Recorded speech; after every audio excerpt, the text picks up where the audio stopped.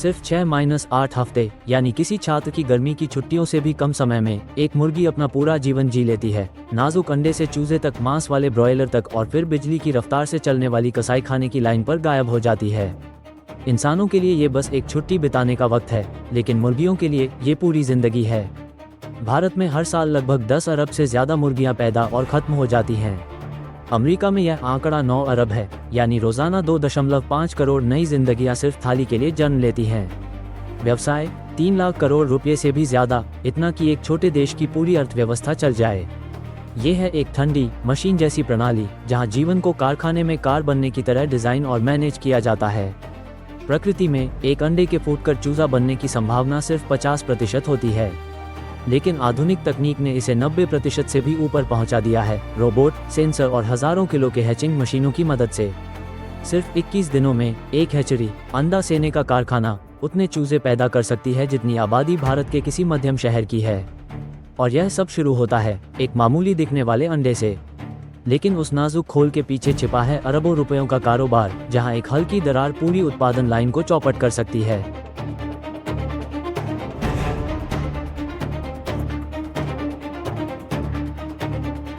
सिर्फ 3 हफ्तों में एक हैचरी उतने चूजे जन्म देती है जितनी आबादी किसी भारतीय शहर की होती है। अंडों की सख्त जांच, खराब अंडे तुरंत अलग।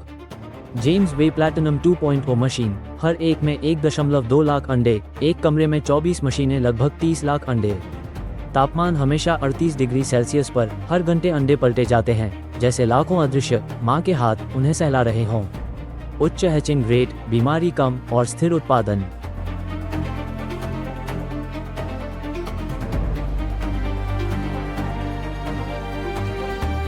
एक हल्की दरार और लाखों रुपए की लाइन तबाह हो सकती है। अंडे बेहद नाजुक, पैकिंग और धुलाई में हाईटेक सुरक्षा जरूरी। सानोवो पैलेटाइजर विशाल रोबोटिक सिस्टम अंडों को बिना तोड़े संभालता है। प्रिंजन PSPC 30 छोटे फॉर्मों के लिए उपयुक्त। हर अंडा जैविक सोने का कण है, टूटेगा तो सिर्फ एक चूजा नहीं बल्कि मुनाफा भी मिट जाएगा।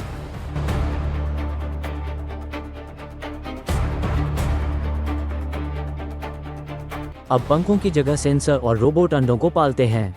18वें दिन अंडे हैचिंग बास्केट में शिफ्ट, सुरक्षित रूप से चूजे बाहर आएं। कंटिन्यूअस इंक्यूबेशन तकनीक, तापमान, नमी पर सटीक नियंत्रण, प्राकृतिक उतार चढ़ाव खत्म। नतीजा, प्रकृति में जहां 50-60% अंडे ही फूटते थे, अब सफलता 90% जोड़। मानो आदिम युग से सीधे रॉकेट युग में छलांग।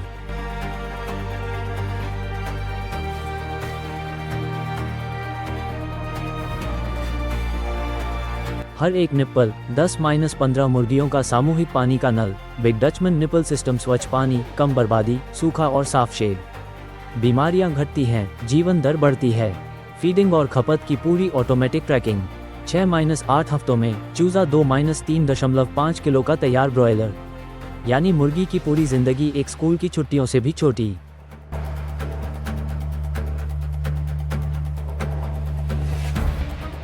यहाँ मुर्गियाँ बड़ी नहीं होती, यहाँ वे गायब हो जाती हैं उतनी ही तेजी से जैसे ट्रेन स्टेशन से निकलती है। मेन पोल्ट्री प्रोसेसिंग मशीनें, मारना, पंख नोचना, धोना, काटना, पैकिंग, सब कुछ रोबोटिक।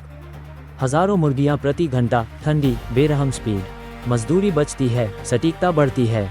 कुछ मिनट पहले चहकती जिंदगी अब पैक्ड मांस की ट्रे सुपरमार्केट की शेल्फ पर।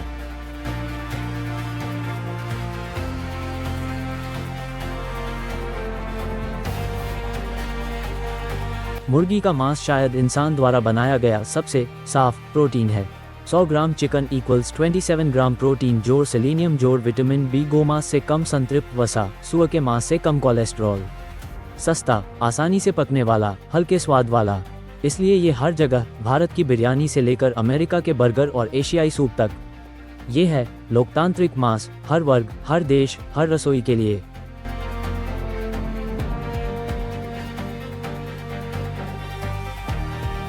मुर्गी अब सिर्फ जीव नहीं बल्कि मशीन की तरह असेंबल हुआ प्रोडक्ट है। सफर, अंडा हैचिंग मशीन, चूजा पानी खाना सिस्टम, ब्रॉयलर तेज प्रोसेसिंग लाइन।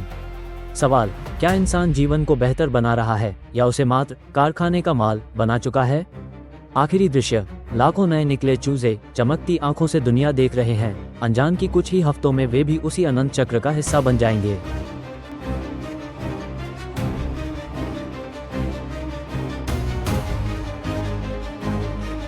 क्रूरता और विरोधाभास दुनिया भर में करोड़ों भैंसों के साथ जो व्यवहार हो रहा है वो अविश्वसनीय है। इतना शक्तिशाली, मजबूत और प्राचीन जीव, जिसने धरती पर 2 मिलियन साल से भी ज्यादा समय जिया, आज इंसान का गुलाम बन गया है। वियतनाम में हर साल हजारों भैंसों को डो सॉन जैसे लहूलुहान उत्सव में लड़वाया जाता है।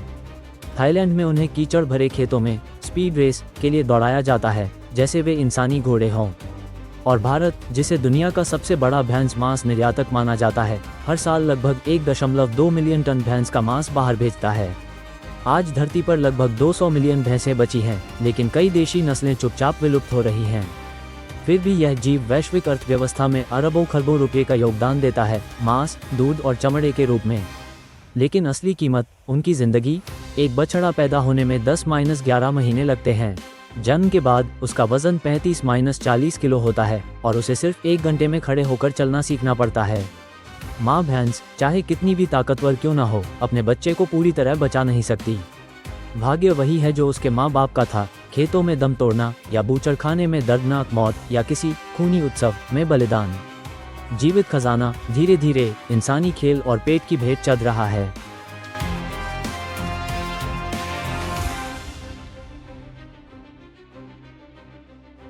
ताक, मांस और हड्डी का टैंक। क्या आप सोच सकते हैं? एक अकेली भैंस 1 टन से भी ज्यादा वजन खींच सकती है, कीचड़ और दलदल से गुजरते हुए जहां ट्रैक्टर भी फंस जाते हैं। पिछले 5000 सालों से एशिया के खेतों में असली इंजन भैंस ही रही है, वही खून मांस की मशीन जिसने करोड़ों किसानों को जिंदा रखा। भारत से लेकर वियतनाम और थाईलैंड तक हरियाली वाले धान के खेतों में भैंस की धीमी भारी चाल यही सभ्यता की धड़कन रही है। लेकिन ताक का ये प्रतीक इंसानी मनोरंजन में भी बदल गया। भारत के कर्नाटक में कंबाला दौड़, जहां जोड़ी भैंसें कीचड़ में 40 किलोमीटर घंटा की रफ्तार से भागती हैं, जैसे कोई मोटरसाइकिल धान के खेत में दौड़ रही हो। वियतनाम का डो सॉन, जहां सैकड़ों किलो वजनी भैंसें आपस में टकराती हैं और दर्शक खून खराबे में झूमते हैं। भैंस धीरे है, भारी है, लेकिन जब आगे बढ़ती है तो कभी नहीं गिरती। वो है इंसानी इतिहास का असली लिविंग ट्रैक्टर, मांस और हड्डी का टैंक।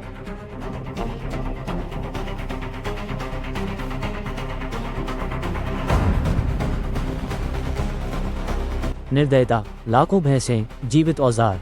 200 मिलियन भैंसों में से ज्यादातर अब भी इंसानी बेड़ियों में बंधी हैं। वे दिन रात खेत जोतती हैं, जलती धूप में पसीना बहाती हैं, जब तक कि पूरी तरह टूट न जाएं। कई जगहों पर उन्हें इतना मारा पीटा जाता है कि वे गिर पड़े, फिर डंडे से उठाकर फिर से जोत दिया जाता है। और जब उनकी ताक चुक जाती है, बूचड़खाने, बिना बेहोशी के तेज धार वाला चाकू, खून की नदियां, दर्द और चीखें, यही उनकी आखिरी यात्रा है। विडंबना यह है कि भैंस, जो कई एशियाई संस्कृतियों में पवित्र मानी जाती है, वही इंसानी त्योहारों में बलि का बकरा बना दी जाती है। डो सॉन की लड़ाई, खून के उत्सव या थाई रेस, हर जगह वो सिर्फ एक औजार है, एक जीवित मशीन जिसे इंसान ने संवेदनहीन साधन में बदल दिया।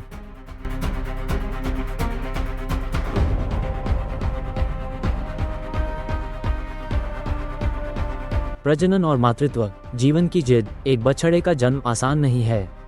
भैंस का गर्भकाल 10-11 महीने लंबा होता है, गाय से भी अधिक। नवजात बछड़ा 35-40 किलो का होता है और जन्म के केवल 1 घंटे बाद लड़खड़ाते हुए चलना सीख लेता है, वरना शिकारी उसे निगल जाएगा। भैंस माँ अपने बच्चे की सुरक्षा के लिए मौत तक लड़ जाती है, चाहे दुश्मन भेड़िया हो, लकड़बग्घा या इंसान। पूरा झुंड मिलकर मांस की गोल दीवार बना लेता है। फिर भी बीमारियां और देखभाल की कमी से गांवों में कई बछड़े मर जाते हैं।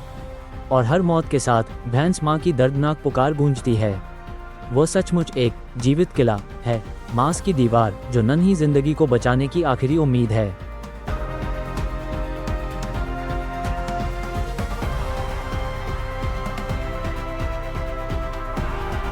भैंस का दूध, सफेद खजाना। भैंस का दूध गाय से 2 गुना वसा और 40% अधिक प्रोटीन देता है, गाढ़ा, मलाईदार, ऊर्जा से भरपूर। सिर्फ एक भैंस पूरी हस्तनिर्मित पनीर फैक्ट्री चला सकती है। इटली का प्रसिद्ध मोज़रेला दी बूफल इसी दूध से बनता है। इसे यूरोप की थाली का मोती कहा जाता है। इसकी कीमत साधारण पनीर से 3 गुना अधिक है। भारत और एशिया में भैंस का दूध दवा भी है, बुजुर्गों, बच्चों और प्रसव के बाद महिलाओं के लिए पोषण का वरदान। अगर गाय का दूध सुबह की मीठी लस्सी है, तो भैंस का दूध सचमुच एक चलता फिरता दूध का कुआं है।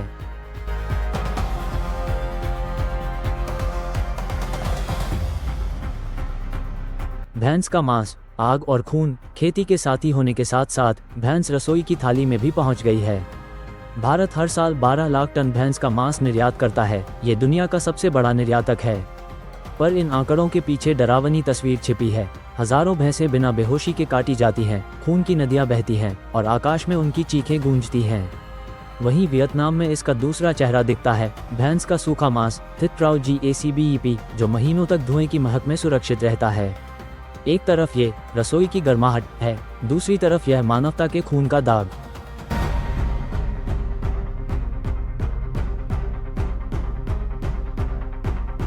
जंगली भैंस, घास के मैदान की काली मौत। अगर पालतू भैंस नम्र और सहनशील है तो अफ्रीका की जंगली भैंस उसका उल्टा चेहरा है। एक वयस्क 900 किलो तक वजनी और लगभग 1.7 मीटर ऊंची होती है, जो जीप तक पलट दे। इन्हें ब्लैक डेथ कहा जाता है क्योंकि हर साल ये शेर से ज्यादा शिकारी मारती हैं। जब खतरा आता है तो सैकड़ों की टोली एक साथ मांस की बाढ़ बन जाती है, जो सामने की हर चीज को कुचल देती है। उनके तेज मुड़े हुए सींग गैंडे की मोटी खाल तक चीर सकते हैं और जब गुस्से में दौड़ते हैं तो शेर तक भाग खड़े होते हैं। अगर पालतू भैंस धैर्य और मेहनत का प्रतीक है तो अफ्रीकी जंगली भैंस इंसान को ये याद दिलाती है कि हर भैंस को काबू नहीं किया जा सकता।